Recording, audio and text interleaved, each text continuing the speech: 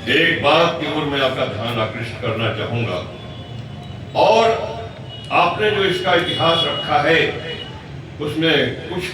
शफा तरमीम करते हुए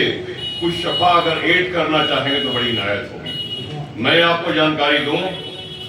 कि 8वें दशक में अदबी संसार से पहले अदबी संगम नामक एक संस्था थी, जिसकी बुनियाद रखने वाले में हरदिल अजीज और आवाम के महबूब शायर जनाब नादिम बल्खी साहब, शेख इब्राहिम साहब जैसी शख्सियत थे।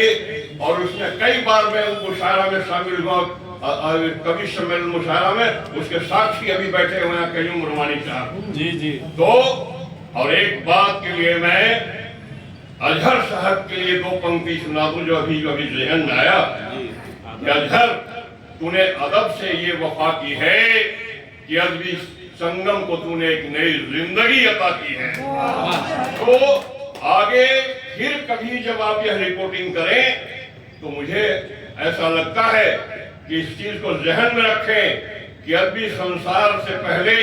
अदबी संगम नामक एक संस्था की बुनियाद इस शहर के ही नहीं पूरे हिंदुस्तान के आवाम को जिन पर नाज था, अरे नादिम बल्खी साहब का वो चीन भारत के युद्ध के समय का वो नज्म जो ऑल इंडिया रेडियो से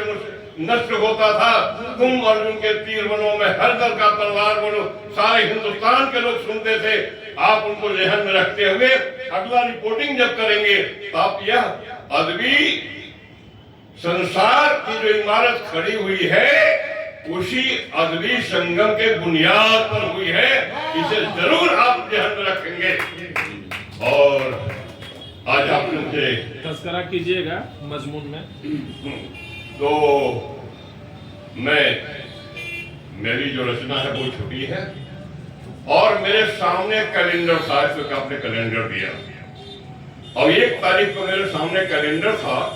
और उसी कैलेंडर को देखते हुए मैंने रचना लिखा।